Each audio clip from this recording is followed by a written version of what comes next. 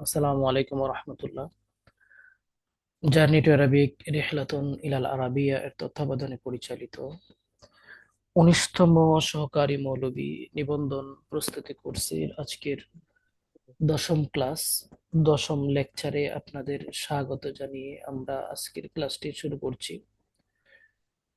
আজকের ক্লাসে আমরা আমাদের হয়ে যাওয়া পরীক্ষা, পাশাপাশি আমাদের দশম লেকচারের কিছু আনুষঙ্গিক আলোচনা যেগুলো বাকি ছিল ইনশাল্লাহ এগুলো শেষ করে দিব। তো আমরা প্রথমেই একটু দেখব যে আমি আমাদের দশম লেকচারের মধ্যে, নবম এবং দশম লেকচার দুইটার মধ্যে খুতবাতুর রাসূল সাল্লাল্লাহু আলাইহি সাল্লাম ফি হাজ্জাতিল বিদা 3 নাম্বার ইউনিট থেকে এবং ফেলুন নাহি 5 নাম্বার ইউনিট থেকে, 1 নাম্বার ইউনিট থেকে সূরাতুল বাকারা, এ সকল বিষয় আলোচনা আমাদের হচ্ছিল, 9 নাম্বার ক্লাসে হয়েছিল। আজকে বাকি অংশটুকু ইনশাআল্লাহ শেষ করে দিব। তো প্রথমেই আমরা সূরা বাকারা থেকে আলোচনা মোটামুটি হয়েছিল আপনাদের। মোটামুটি এটা পড়লে সবারই পারার কথা, বুঝার কথা।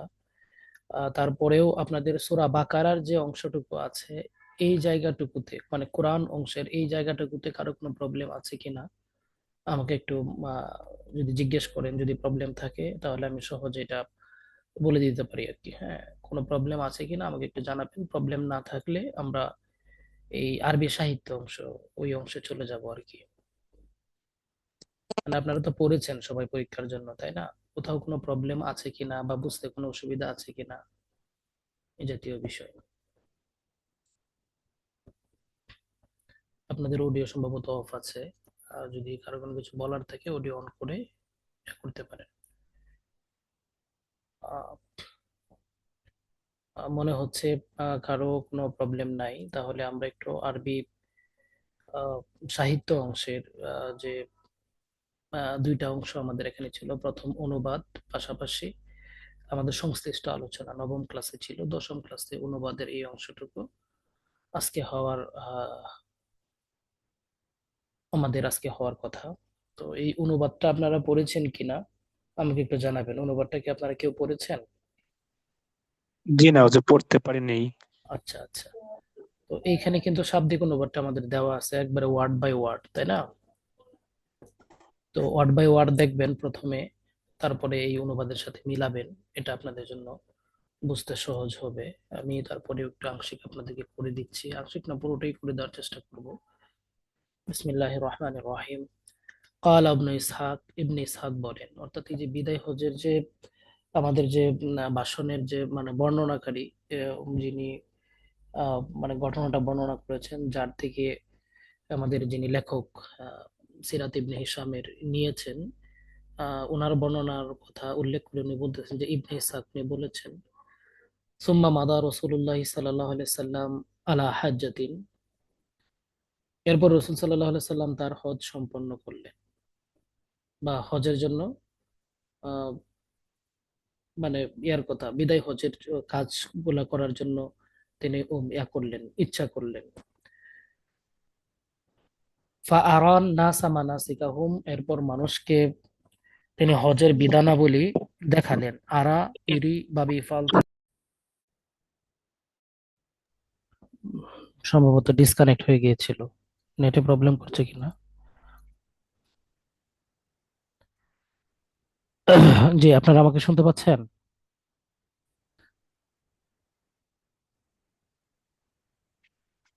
আপনারা আমাকে শুনতে পাচ্ছেন?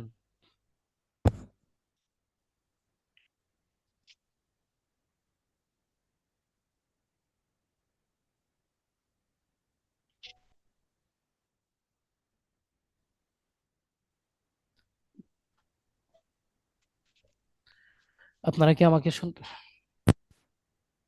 জি আপনারা আমাকে স্যার, শুনতে শুনতে পাচ্ছেন? জি এখন শোনা যাচ্ছে। শোনা যায়, আটকে আটকে আসে স্যার। জি। নেটে একটু প্রবলেম হচ্ছে মনে হচ্ছে। আচ্ছা। আপনার ওখানে সমস্যা আরান নেই। নাসা মানাসিকাহুম, অতঃপর তিনি মানুষকে হজের কার্যাবলী বিধানাবলী দেখালেন। আরা ইউরি মানে হচ্ছে দেখানো, বা বিফাল থেকে রা আয়ারা মানে নিচে দেখা, আর ভাবি ইফল থেকে যখন আসে তো আরা শুরু ইউরিদ থেকে বললে জাহাদ। ভালো হয়, শুরু থেকে শোনা যাচ্ছিল না। তো এই কলা থেকে, কলা ইবনে থেকে বললে ভালো হয়। এরপরে মানাসিকাহুম, মানাসিকুন মানে হচ্ছে হজের কার্যাবলী, বিধানাবলী। ঠিক আছে। ও আলামাহুম, এবং মানুষদেরকে শিক্ষা দিলেন সুনানা হাজ্জিহিম, হজের বিধানাবলী, হজের নিয়ম কানুন। ওয়াখাতাবান নাসা খুতবাতাহু, ওয়াখাতাবান নাসা, এবং তিনি মানুষের সামনে খুতবা দিলেন, বক্তব্য দিলেন। খুতবাতাহু, তিনি যে ভাষণটি দিয়েছেন, আল্লাতী বায়্যানা ফিহা, যে খুতবায় তিনি বর্ণনা করেছেন, মা বাইয়ানা, যা বর্ণনা করার। অর্থাৎ রসুল সাল্লাহ সাল্লাম মানুষদের সামনে তিনি তার প্রদত্ত ভাষণ দিয়েছেন এবং বিভিন্ন বিষয়াদি বর্ণনা করেছেন। ওই ভাষণে তিনি কি বলেছিলেন? ফাহামিদাল্লাহ, তিনি আল্লাহর প্রশংসা করেন। ও আসনা আলাই, এবং আল্লাহ তাআলার গুণকীর্তন করেন। সুম্মা কালা, তারপর বলেন, আইয়ুহান নাস, হে মানব মণ্ডলী, ইসমাউ কওলি, তোমরা আমার কথা শোনো। ফাইন্নী লা আদ্রি, কেননা আমি জানি না, লা আল্লি লা আলকাকুম বাদা আমি হাদা, এই বছরের পরে এই স্থানে, বিহাদাল মাওকিফ, এই স্থানে, অর্থাৎ এই বছরের পরে এই স্থানে, লা আলকাকুম, তোমাদের সাথে আমি সাক্ষাৎ করতে পারবো না। বা লা আল্লি যখন কথাটা আসছে, আমি পারবো কিনা, আবাদান মানে হচ্ছে কখনো। তো পুরো জায়গাটার অর্থ হবে, রসুল সাল্লাহ সাল্লাম বলেন যে এই বছরের পরে এই স্থানে আর কখনো তোমাদের সাথে আমার সাক্ষাৎ হবে কিনা এটা আমি জানি না। আইয়ুহান নাস, হে মানব মণ্ডলী, ইন্না দিমা আকুম ও আমওয়ালাকুম আলাইকুম হারামুন, ইন্না দিমা আকুম, নিশ্চয়ই তোমাদের রক্ত, ও আমওয়ালাকুম, এবং তোমাদের সম্পদ, আলাইকুম, তোমাদের উপরে, হারাম, এটা নিষিদ্ধ বা সম্মানিত। ইলা আনতুল কৌ রব্বাকুম, যতক্ষণ পর্যন্ত না তোমাদের প্রতিপালকের সাথে তোমরা সাক্ষাৎ করো। অর্থাৎ তোমাদের যে সম্পদ, তোমাদের যে জীবন আল্লাহ পাক রব্বুল আলামিন দিয়েছেন, এটা প্রতিপালকের নিকট সাক্ষাৎ করার পূর্ব পর্যন্ত এটা হারাম। হুম, এটা নিষিদ্ধ। একজন আরেকজনের সম্পদ হরণ করা, রক্ত প্রবাহিত করা, জীবন নেওয়া, এগুলা নিষিদ্ধ। কাহুরমাতি ইয়াউমিকুম, বা সম্মানিত। কাহুরমাতি ইয়াউমিকুম হাদা, যেমন ভাবে এই দিন তোমাদের নিকট সম্মানিত। রসুল সাল্লাহ সাল্লাম আরাফাতের ময়দানে যখন তিনি ভাষণ দিচ্ছিলেন, তো আরাফাতের দিন এটা একটা সম্মানিত দিন আমাদের মুসলিমদের নিকট, এটা আমরা সকলেই জানি। তো আল্লাহ পাক রব্বুল আলামিন, আল্লাহ রসুল সাল্লাহ সাল্লাম, মানে ওই দিনের সাথে, ওই দিন সম্মানের সাথে তুলনা করেছেন আমাদের জীবন এবং আমাদের সম্পদ। তো ঈদের দিন, আরাফাতের দিন যেমন আমাদের নিকট সম্মানিত, ঠিক ঠিক তেমনি আমাদের অন্যের সম্পদ, অন্যের জীবন আমার নিকট সম্মানিত হওয়া উচিত, এটাই বোঝাতে চাচ্ছে। অকাহরমাতে সাহারিকুম হাদা, এবং এই মাস যেমন তোমাদের নিকট সম্মানিত, অর্থাৎ জিলহজ মাসের কথা বোঝাচ্ছে। জোর কথা বাড়তেছে। আহ সবার এখানে কি বাড়তেছে?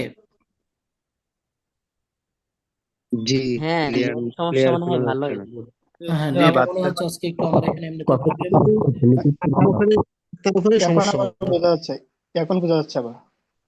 আচ্ছা, আমি একটু মোবাইল দিয়ে আমার এটা নেটটা কানেক্ট করে নিই। হ্যাঁ, আমার মনে হচ্ছে ওয়াইফাই আজকে একটু প্রবলেম হচ্ছে।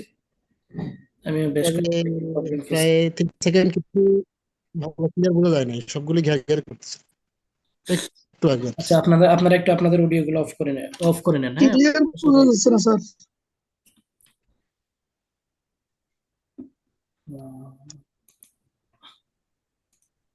এক মিনিট, একটু সময় দেন।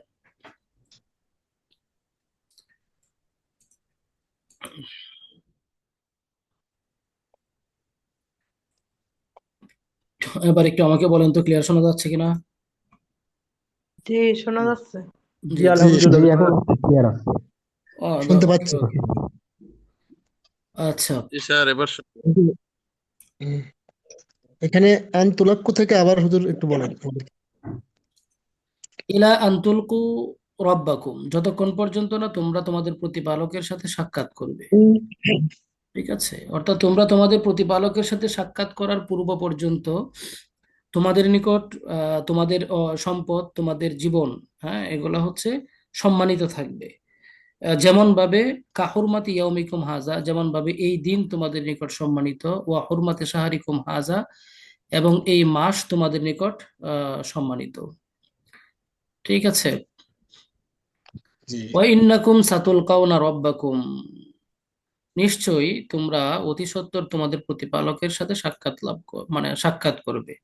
ফায়াস আলুকুম আন আমালিকুম, অতঃপর তিনি তোমাদেরকে তোমাদের কার্যক্রম সম্পর্কে জিজ্ঞাসাবাদ করবেন। অকাদ বালাগতু ফামান কানাত ইনদাহু আমানাতুন ফালিউদ্দিহা ইলা মানি ইতামানাহু আলাইহা। ভালো করে বুঝেন, অকাদ বালাগ এটা আল্লাহ পাক রব্বুল আলামিনের একটা সাক্ষ্যমূলক কথা, এবং আমি তোমাদের নিকট পৌঁছে দিয়েছি। ঠিক আছে, এটা আমার দায়িত্ব ছিল। এরপরে হচ্ছে ফামান কানাত ইনদাহু আমানাতুন, যার নিকট তোমাদের আমানত রয়েছে, ফালিউদ্দিহা মানি ইতামানাহু, সে যেন তা আদায় করে দেয়। ইলা মানি ইতামানাহু আলাইহা, যে তার নিকট আমানত রেখেছে তার কাছে। ঠিক আছে, আমানত দাতার নিকট যেন সে এই আমানত গ্রহীতা সেটা পৌঁছে দেয়। ওয়াইন্না কুল্লা রিবান মাউদুন, আর সকল রিবা মানে সুদ, মাউদুন বাতিল, মাউদুন মানে বাতিল। হ্যাঁ, আচ্ছা, এরপরে আসেন ওয়ালাকিন লাকুম রুউসু আমালিকুম, কিন্তু তোমরা তোমাদের মূলধন ফেরত পাবে, সুদ পাবে না। সুদ তোমাদের জন্য নিষিদ্ধ, কিন্তু তোমরা তোমাদের মূলধন যেটা আছে ওইটা ফেরত পাবে। আচ্ছা, তারপরে আসেন লা তুজলামুনা ওয়ালা লা তাজলিমুনা ওয়ালা তুজলামুন, তোমরাও কাউকে নির্যাতন করবে না, তোমাদেরকেও অত্যাচার করা হবে না বা নির্যাতন করা হবে না। কাদাল্লাহু, আল্লাহ পাক রব্বুল আলামিনের ফয়সালা, আন্নাহু এই লা, দুইটা, লা তাজলিমুনা ওয়ালা তুজলিমুন, এগুলো একটু কোন ধরনের এগুলো একটু বলে দেন আমাকে। যে লা তুজলিমুনা ওয়ালা তুজলামুন, এই দুইটা, দুইটা তো ফেল, মানে এটা দুইটা ফেল কেমন, এগুলো আমাকে একটু বলে দেন। আমি আপনার প্রশ্ন বুঝতে পারি নাই। মানে এখানে যে লা তাজলিমুনা ওয়ালা তুজলিমুন লেখা আছে, মানে এই দুইটা ফেল কি ধরনের ফেল, মানে আমাদেরকে একটু ভেঙে দেন।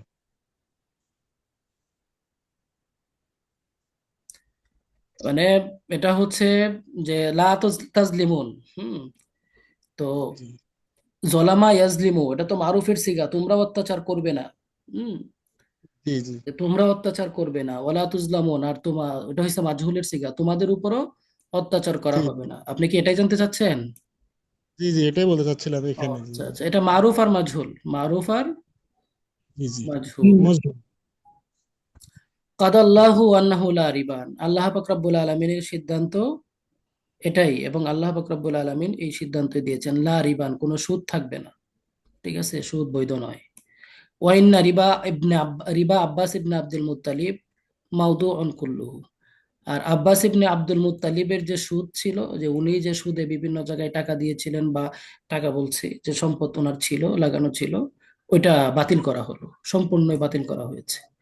ওয়ান্না কুল্লা দামিন কানা ফিল জাহিলিয়া মাউদুউন, আর সকল রক্তের যে দাবি ছিল, হ্যাঁ, সকল রক্তের যে দাবি ছিল ফিল জাহিলিয়া, জাহিলিয়াতের যুগে, এটা কি করা হলো, মাউদুউন বাতিল করা হলো। ঠিক আছে, ওয়াইন্না আউওয়ালা দিমাইকুম, আর সর্বপ্রথম যে রক্ত, আদাউ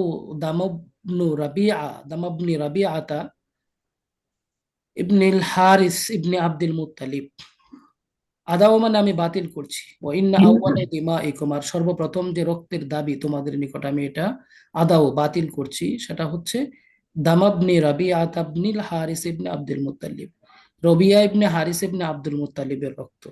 ঠিক আছে, এগুলো পড়লে বুঝবেন অনুবাদগুলো। আচ্ছা, এরপরে কি, ওয়াকানা মুস্তারদিআন ফি বানি লাইসিন, সে ছিল দুগ্ধপুষ্য বানি লাইস গোত্রের, অর্থাৎ বানি লাইস গোত্রের সে দুগ্ধপুষ্য ছিল। মানে হচ্ছে ওই যে আরবদের যে প্রথা ছিল, রসুল সাল্লাহ সাল্লামের জীবনে আপনারা অনেকে পড়েছেন, যে আহ, আপনার লালিত পালিত করার জন্য ছোট্ট শিশুদেরকে ওই অন্য গোত্রে দেওয়া হতো, হ্যাঁ, গ্রামের বিভিন্ন গোত্রে ভাষা শিক্ষা করার জন্য, শেখানোর জন্য, বিভিন্ন বিষয়ের জন্য, এরকম সেও দুগ্ধপোষ্য ছিল। আচ্ছা, এরপরে ফাকাতালাত হু হুজাইল, তাকে হুজাইল হত্যা করেছে, হুজাইল গোত্রের লোকেরা তাকে হত্যা করেছিল। ফাহুয়া আউয়ালু মা আবদাউ বিহি মিন দিমাইল জাহিলিয়া। আর এটাই হচ্ছে প্রথম, মানে রক্তের দাবি মাফ করার যে মানে শুরুটা, এটাই হচ্ছে প্রথম। জাহিলি যুগের রক্তের দাবি থেকে মুক্তি আমি মাফ করে দিচ্ছি। হুম, এ হচ্ছে মোটামুটি অনুবাদ। এরপরে শেষের লাইনটার অনুবাদ কি দেওয়া আছে ওস্তাদ? যেটা হ্যাঁ, শেষের লাইনটার অনুবাদটা কি আছে হ্যাঁ, এখানে? সবটা অনুবাদ একসাথে দেওয়া আছে। হ্যাঁ, আর আমি তোমাদের রক্তগুলোর মধ্যে সর্বপ্রথম যে রক্ত বাতিল করছি, রক্তের দাবি বাতিল করছি, তা হলো রবিয়া ইবনে হারিস ইবনে আব্দুল সবটা অনুবাদ একসাথে দেওয়া একবার এই পর্যন্ত। বুঝতে পারছেন? জি। সবটা অনুবাদ একসাথে দেওয়া। অনুবাদ তো স্বাভাবিকভাবে বাবানুবাদ করা হয়ে থাকে। এভাবেই দেওয়া আছে। আচ্ছা, এরপরে শাব্দিক অনুবাদ আছে। হ্যাঁ, পূর্ণাঙ্গ রূপে আশা করি কোনো শব্দের অনুবাদে আটকে গেলে আপনারা এখান থেকে দেখতে পারবেন। এরপরে সংশ্লিষ্ট প্রশ্ন আছে, এগুলো তো আর উস্তাদ জি, এইটার সিগা বহাস দেওয়া হয়নি? সিগা বাহাস আসে নাই। না, এটার আসেনি।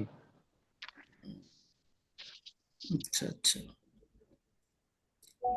সিগা বাহাস বলতে তাহকিকের কথা বলছেন, তাই?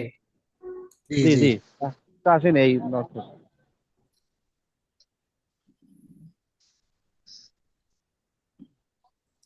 আচ্ছা, আপনাদের জন্য যেটা গুরুত্বপূর্ণ সেটা হলো তাহকিক এর চেয়ে গুরুত্বপূর্ণ যেটা সেটা হলো শাব্দিক অনুবাদ। প্রত্যেকটা শব্দের অনুবাদ আলাদাভাবে শিখবেন। হ্যাঁ, জি। দেখি আমরা পরবর্তী শীটে যদি অ্যাড করে দেওয়া সম্ভব হয় করে দেওয়ার চেষ্টা করব। উস্তাদ জি, আর ওই মানে সমার্থক শব্দ আর বিপরীত শব্দ এগুলোকে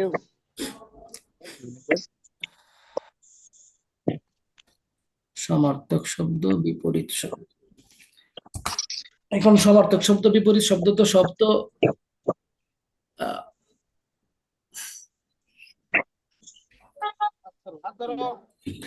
এগুলো হচ্ছে আপনাদের ইয়া করতে হবে, যে শব্দের অনুবাদ বাই অনুবাদ শিখতে হবে।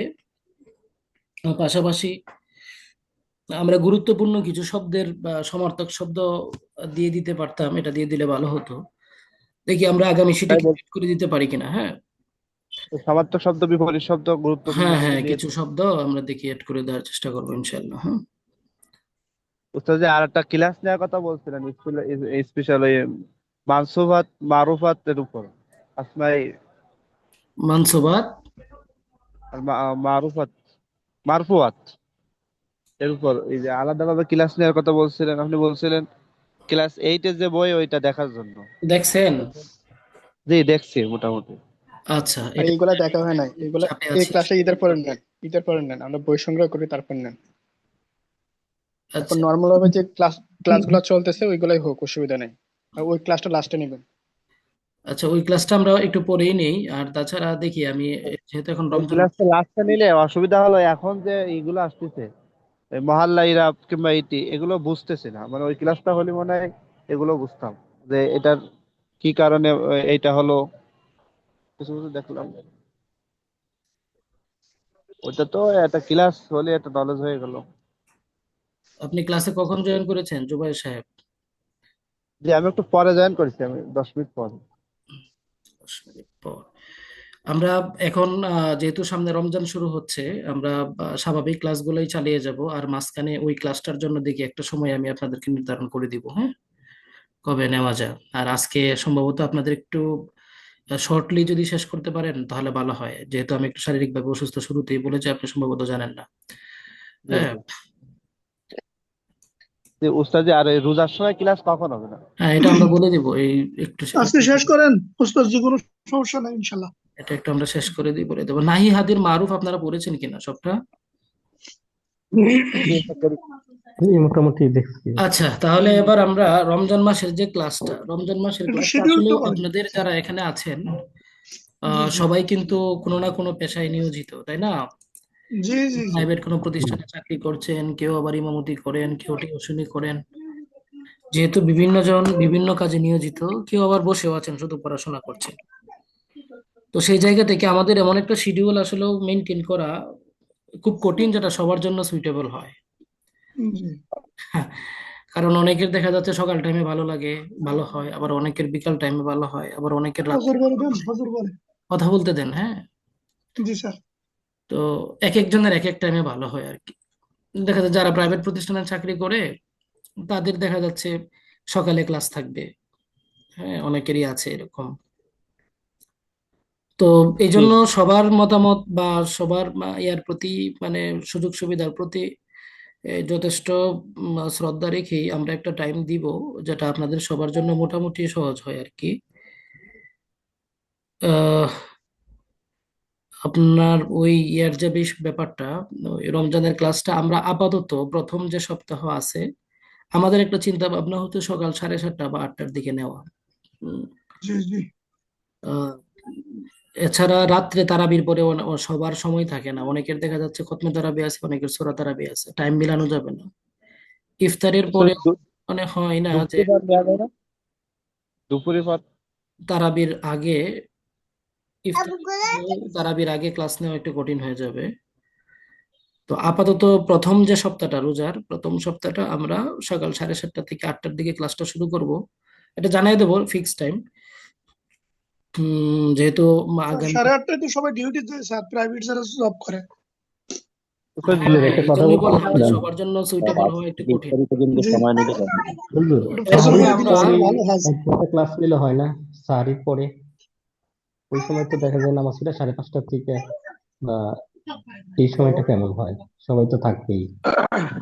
ফজরের পরে মানে ফজরের পরে জি, 5টা, 5:15 থেকে জি বা হুজুর, 5:30 থেকে এই 5:30টার দিকে। সময়টা হলে তো হয় কি, হয়তো যাদের 8টায় অফিস আছে বা ক্লাস আছে তারা হ্যাঁ, ভাই, এখানে 8টার সময় অফিস এখানে আছে আমরা স্যার। আর সবাই নিজ নিজ সুবিধার কথা হয়তো বা বলবো, কিন্তু আমার পরামর্শ হলো ভাই, আপনার জন্য যে টাইমটা সুইটেবল সেটাই করেন। আমরা অন্য সময় ক্লাসগুলো দেখে নেবো, বা প্রশ্ন থাকলে গ্রুপে তো করতে পারবো। আচ্ছা ঠিক আছে ভাই, ধন্যবাদ। আমরা দেখেন, এটাই আমি আগেই বললাম আর কি, এক একজনের এক একটা সুবিধা থাকবে, অসুবিধা থাকবে, এটাই স্বাভাবিক। তো সব জায়গায় দিক বিবেচনা করে আমরা আপাতত, হ্যাঁ, প্রথম সপ্তাহটাতে আমরা ওই সকাল 7:30 বা 8টা আমি জানাই দেবো, হ্যাঁ, প্রথম ক্লাসের আগে জানাই দেবো। 7:30 থেকে 8টার দিকে ক্লাসটা শুরু করব। পরবর্তী এক সপ্তাহ পরে আমি আবার মানে উপস্থিতির মানে জি জি বিবেচনা করে মানে পার্টিসিপেন্ট বিবেচনা করে আমি দেখব, যদি আপনাদের সাথে পরামর্শ করব, যদি পসিবল হয় আমরা টাইমটা চেঞ্জ করে নিব। যদি দেখা যাচ্ছে অন্য টাইমে আমাদের উপস্থিতি আমাদের বেশি বাড়ে বা বেশি মানুষের সুবিধা হয়, তখন আমরা ওই অনুযায়ী একটা টাইম দিব আর কি। হ্যাঁ, আপাতত আমরা আপনারা প্রথম সপ্তাহটা এভাবে একটু ক্লাস করেন, হ্যাঁ, আমরা একটু দেখি। ঠিক আছে। জি স্যার। জি, ধন্যবাদ সবাইকে। আমরা আজকের ক্লাসটা এখানে শেষ করে দিচ্ছি। আসসালামু আলাইকুম রহমতুল্লাহ। হুম।